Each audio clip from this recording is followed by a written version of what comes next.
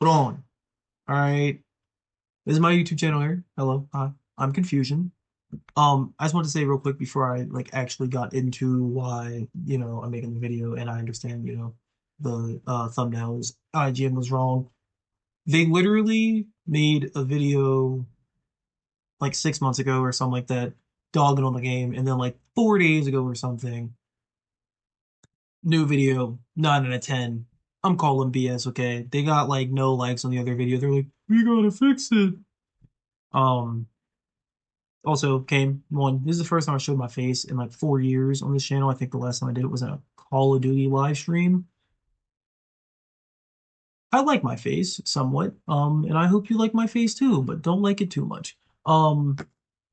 One, or I'm at two, I guess. Two, I hope you enjoy the video. If you do enjoy the video, it would really help if you did like it so that other people can also enjoy the video. I'm not asking you to subscribe. You don't got to see me all the time. But if you like it, I know you don't go through your YouTube likes. No one does. You'll like it and forget about it, just like how everyone else does. It'll be super helpful to me. It just helps out your boy. All right, you want to help out me. Look, don't I look friendly? Anyhow, third thing. Hi, mom. All right, Video Devontae here. Well, let's get into it. I'm sure everyone has seen that initial Arc Raiders review about 6 months ago. I am now well aware they reviewed it again, and I include that in the video this because I had literally made the entire video, and then 4 days ago they made a new one.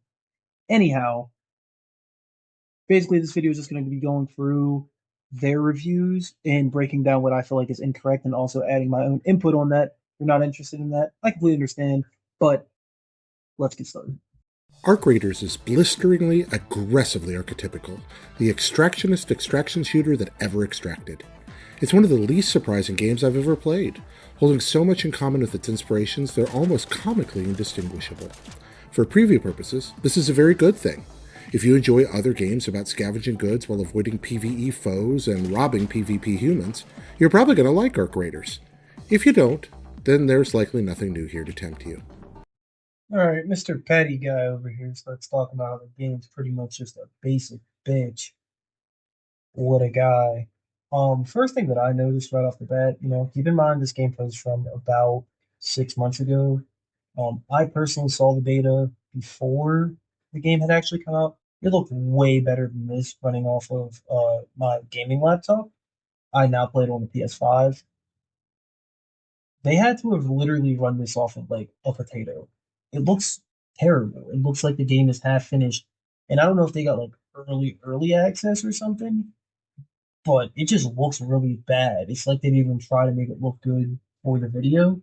Also, Jared Petty goes on about how he just doesn't sound like extraction shooters are his type of genre. It sounds like he's just there so he doesn't get sued.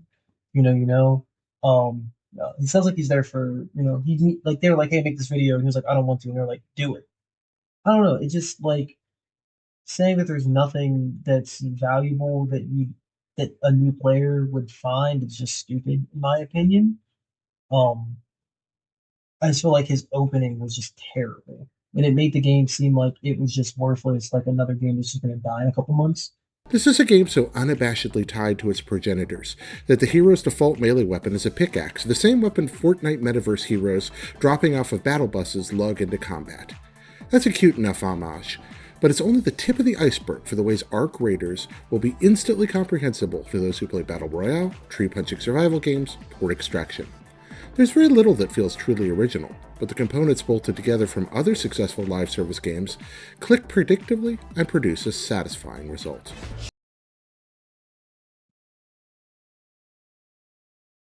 This guy, am I right? Like, okay. So there's some things that I agree with what he said. I do think if you played Battle Royale games, especially third person games, which I think is really what he meant to say, um, yeah, you'll pick it up pretty quick. The fighting seems about the same or feels kind of similar. Um,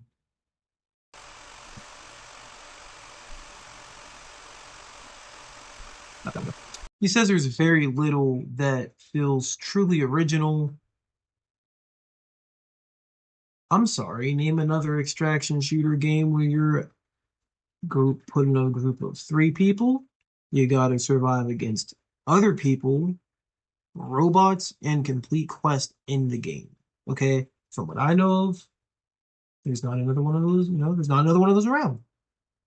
I don't know. I'm not doing research on it. I want someone in the comments to say that I'm wrong and stupid so I can get some, so get some comments on the video. But either way, I don't know, man. This guy, I just really feel like this guy doesn't like extraction games, and they just set him up for failure with this whole thing. I think this is like one of their most disliked videos too. It's just like I get what he's trying to say. Oh yeah, it's not original, but like, how do you make an original game nowadays? It's very difficult, especially if you're making an extraction shooter. That's two of the biggest genres. Like, it's hard to put originality whenever you're jumping into the same genre that's shooter. Like, yeah, I don't like this shooter because it's not original. You shoot a gun. Really? Like, come on, dude. I don't know. I just feel like this guy just doesn't like it. I think he's stupid. But that's just me. The environments are passable, with the usual collection of rusty warehouses, abandoned apartment buildings, and overgrown vacant lots you'll find in a lot of post apocalyptic shooters. Everything is serviceable, but it all kind of feels like they gave Fortnite a coat of DayZ grime and moved on. It's a boring enough world that certainly took me out of any chance of getting into the lore, but I don't really think lore is the big draw here anyway. Arc Raiders is meatloaf without much plate presentation. But the meatloaf is tasty, if a little cold. Yeah, you know that game that's like, abandoned world, they have to live underground? Looks like other games where they abandon the world and have to live underground. Idiot. What do you mean? Of course it does. It's supposed to.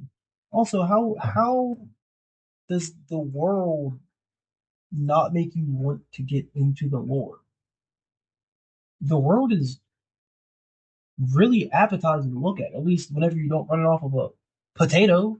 Like, I really just feel like this guy doesn't like extraction games. And that's okay. But he's just like, it's like a meatloaf with no plate presentation. It's a little cold, buddy. Okay? This game's hot, all right? It don't need no plate presentation. It spoon feeds you the lore, the look, and the fun. I don't understand how one person can have so many bad takes in one video. It's abysmal. It's crazy to me. A single special pocket in your inventory allows you to keep one discovered item safe, even on the event of your death, so that you can haul your rarest finds home, even when you die. Some containers take time to open and generate quite a bit of noise when manipulated, which is a delightful tension-raising mechanic that I really appreciated. Opening one of these was especially harrowing when playing solo. You can really feel the vulnerability with your camera locked forward, not knowing what passing robot or player might discover you as you make an ugly racket jimmying a door. You spend your time between rounds underground, where you convert your ill-gotten gains to an ever-escalating series of crafting tables, allowing for the creation of ever more elaborate gear. You can also choose to straight liquidate materials and finds for cash, and purchase fully crafted items at in-game stores. There's also some part of crafting that involves a live rooster. I never figured that part out. There's some part that requires a live rooster. I never figured that part out. You push the claim button, he goes and gets you scrap. This is what I mean when I say I don't think he liked the game. How are you going to review the game and then not attempt to go into one of the easiest things in the game? Like, the rooster goes out and gets stuff for you passively. You don't actively have to do anything with the rooster. You don't even have to collect it from him, but it just passively goes out and gets you basic common materials. You couldn't look into it for 30 seconds and read the description, but decided to post a 10-minute video about how the game sucks? This is why I don't watch IGN anymore. All right? This is stupid. This is the dumbest. This is whenever I knew I was like, okay, so they just didn't care about this review. The hard work that went into this game, the money backed in this game, the other like the people involved with this game, they're like, fuck them.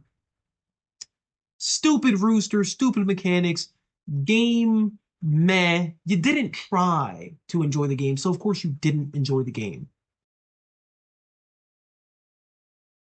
All right, so then it goes on to talk about how the game's actually okay and it works perfectly fine. End of the video. Well, actually, it's not that bad. Please don't, sue me or talk about me bad in the comments type thing. And then he plugs two other games that no one cares about.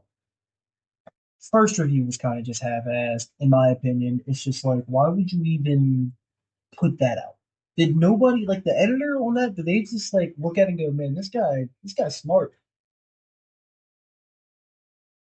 There was just certain things in the video where it's just like you didn't even try. You played the game. You didn't want to play the game. It just didn't feel like you wanted to make the video. In turn, made the game look bad. And I feel like as big as IGN is, that should be unacceptable. All right, so let's get into the second video, the one they just uploaded. Keep in mind, I had to record this an entirely different day. IGN, I know. All right, I don't, but I know where to subscribe to at, and I'm not doing it. So, but you guys should subscribe to me. The mark of a truly stellar multiplayer game is when you and your friends are having as much fun in your 50th hour as you were in your first. And that's a test Arc Raiders passes with flying colors. This is without question the most hooked I found myself on an extraction shooter, with clean, intense gunplay, an incredibly satisfying progression system, and a loot game that has me sweating over what to put in my backpack and what to leave behind. So I already like this guy a whole lot better. He's speaking my language, really glazing the game. Look, I'm not gonna lie to you. The game's good. It ain't not good. I'm not gonna lie to you. This video feels like they just tried to do a complete, flip around. Like, no, the game's actually really good. Forget our first one, and it just went over really bad. I don't think this guy plays extraction shooters often. Extraction shooters, sorry. Um, but I do think he actually liked the game whenever he played it, which is different from the other guy who obviously hates anything fun. It doesn't do much to iterate or expand on those fundamentals, but it does absolutely nail them, and that's harder to do than it might sound. Even some of my favorites like Hunt Showdown and Escape from Tarkov have always felt like rough drafts of what these daring, high-risk, high-reward multiplayer games could be, so it's long overdue for us to get a highly competent and very polished version like Arc Raiders. One of the main ways it succeeds is in its stressful gunplay. Weapons only have a few rounds in each magazine, they take a good deal with time to reload, and the robot NPCs are either much faster than you or can rain down missiles. This means I'm usually feeling like a rodent sneaking around to scavenge food and supplies from the world before slinking back to base. But when a fight does break out, it's charged with delightful anxiety thanks to the knowledge that you're about to either lose everything you fought for or grab some awesome gear off the corpses of those you've bested. That's true against both AI-controlled opponents and human players. Arc Raiders raises the bar for extraction shooters pretty much across the board, with an incredibly gripping progression grind, tense fights against NPCs and other players that make for memorable matches, and loot that feels completely worth all the work and stress it takes to obtain it. The fact that it manages to also run well and look amazing all the while is just downright impressive. If you're confused why the last bit of that was in 2 times speed, which you can go on YouTube and slow it down if you really want to hear what he was saying, it's because the rest of that 11-minute video, minus about, I want to say 3 minutes, I'm editing it now, is just positives, which is fine. But for a review, there's always some negatives, all right? Okay. I don't know. I'm trying to edit it so I can be like, oh man, I can just.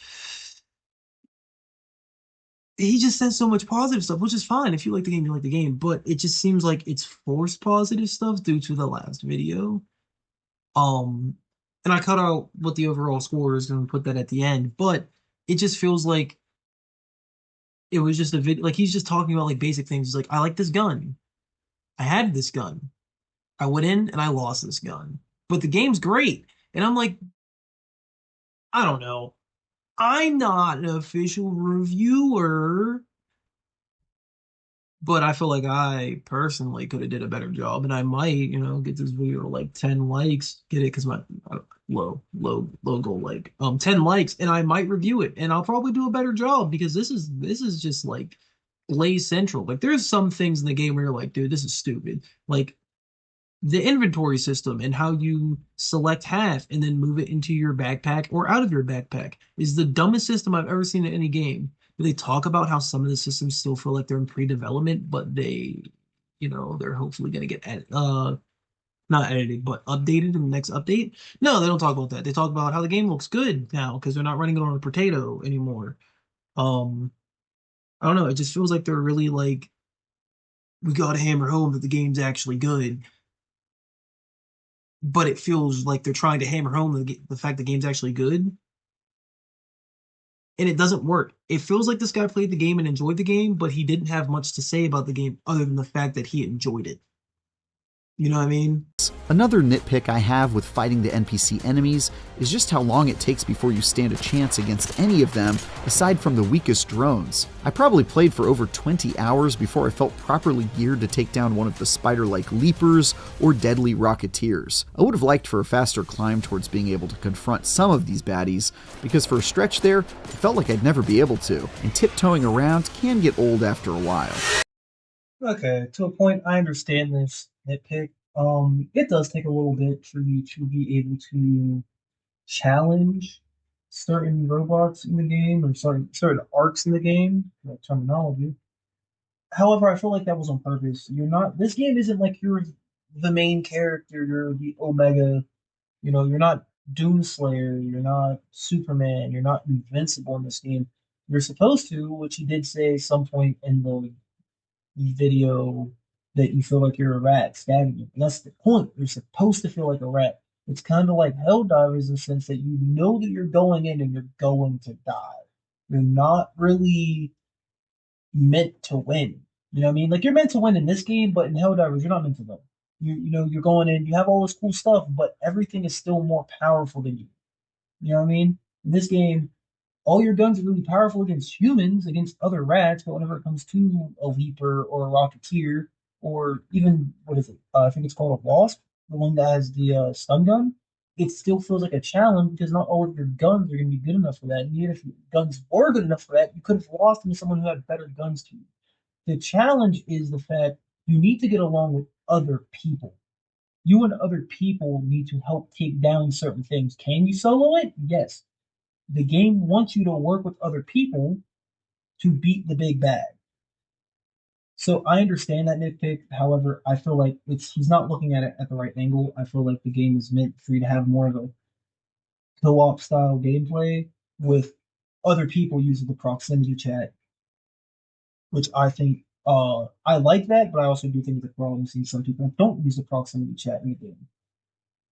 I do really like the proximity chat in the game, but most people just go into a PlayStation party or Discord party or whatever, and they just don't pay attention to it until you do end up on the ground crying for your life, so they don't take all your good stuff like your toasters. You know, got to get those toasters, got to get those apricots. Um, it just feels like a lot of people nowadays want games that you just run through. You know what I mean? Like, oh man, that was so easy, and this game was boring. Like the challenge of this game is, yes, you can get your own good loot, but also you have to be able to work with other people and fight the urge to stab them in the back, which a lot of people can't do. A lot of people just like shooting at people, which is fine, but it's not going to get you very far because some things genuinely just take an extra person or an extra three. I've personally taken down bigger things with an extra group of people. They got half the loot, we got half our loot, and we went separate ways and extracted at separate times or extracted together. Like the game wants you to be open to teaming up. Maybe they didn't make it. Maybe they burned out in the void. It's good the mechanical progression is consistently engaging, because the story told through its quests doesn't impress, not that it's really what you're here for in the first place. World building actually has a lot of promise, as I'm genuinely curious about the post-apocalyptic surface world that's been ravaged by environmental disasters and the mysterious motives of the robots that now control it. Something's changed. We've seen a lot more probes beaming across the skies. But there's almost nothing to flesh it out beyond a few dialogue snippets while chatting with vendors, and some small drips of lore about the mechanical minions you're fighting. I hope they'll dig into this stuff more in the future because it's a neat foundation in theory, but it's pretty clear developer Embark Studios didn't care much about the story at all. That's perhaps best exemplified by the fact that many of the voices are done by AI, which is extremely apparent in their flat and unremarkable deliveries. Well, if it's an arms race they want, they can get one. Alright, so he goes on about how he thinks the story falls flat and or they aren't caring enough about the story, which I think is completely incorrect. If you read they tell you about the story, and then, like you said, they go over it, or they give you little hints of it as you do the quests. You don't just get the story out in your face, but they make you do a quest, you get a snippet of the story, and then you do another quest, and you have to earn it. Not everything's just given to you. I don't understand why that makes it feel like it falls flat. I feel like that makes it engaging, which I think is what Embark was trying to go for. I personally understand the story. I don't think it's really hard to follow, you know? Also with the AI voices, I get it, but Embark does their AI voices a little differently. I did a finals video a little bit ago. If you haven't watched it, go watch it. Um, their announcers are AI voices. They have actual voice actors go in, record their voice, and then they have AI say the lines. So that voice actor gets used as a base. They get paid every time a new voice line is came up with and used with their voice, but they don't have to go into the studio, record that voice line, and leave. They just get, hey, we're making another voice line with you. Here's your paycheck. They do the same thing with this game.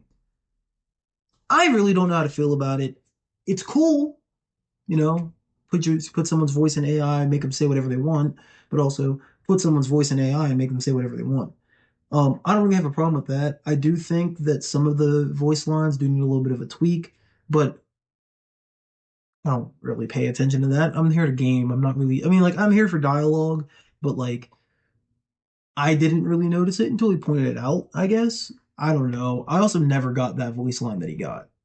So I might just not be that far, and or I might have already ran past it and not even realized. Um, Also, fun lore fact, if you didn't know, the finals actually takes place in the same universe as this, um, which I'm pretty sure is confirmed, which is really cool. So technically, some of the finals lore makes sense with this lore, and some of this lore makes sense with the finals lore. There's a lot of connections. It's very easy to find lore in this game. I don't understand that whole take. Um, and then, like I said, that video is mostly just, oh man, the game's so good with the one, two nitpicks that he has, and then they go on after previous videos saying that the game wasn't good to rate it this magnum opus of. Even if a few bugs here and there lead to the rare rage quit. For years, I'd been wondering when someone would take the awesome promise of this genre to the next level, and Arc Raiders is without question what I've been waiting for. Now, not that it doesn't deserve a 9 out of 10. I mean, it definitely does. It definitely feels like it's a pity 9 out of 10. But technically, the Arc Raiders fans got what they wanted. They technically got their high score that it deserved in the first video because it wasn't even that bad of a beta. Overall, I feel like if you want news for games, IGN is not the place to go. I don't know where to go, but it's not IGN. I don't go to some random YouTube guy and watch his reviews of videos and then go, man, that guy just talks a lot and says the same thing over and over again, because that's what most reviews are, okay? It's really easy to do. These guys talk a lot, say wrong things, and then go, my bad, I didn't mean it like that. I don't know. I just feel like it could have been something better. Should have been something better. Definitely disappointed in IGN for both of these. That's just terrible. But that is the end of the video. If you did like the video, like and subscribe. If you didn't like the video, dislike and go in the comments and tell me what you didn't like so the next video is better, because that's how things work. You gotta make mistakes to get better. Hopefully IGN learned from their mistakes with this video and never fucks up this bad ever again.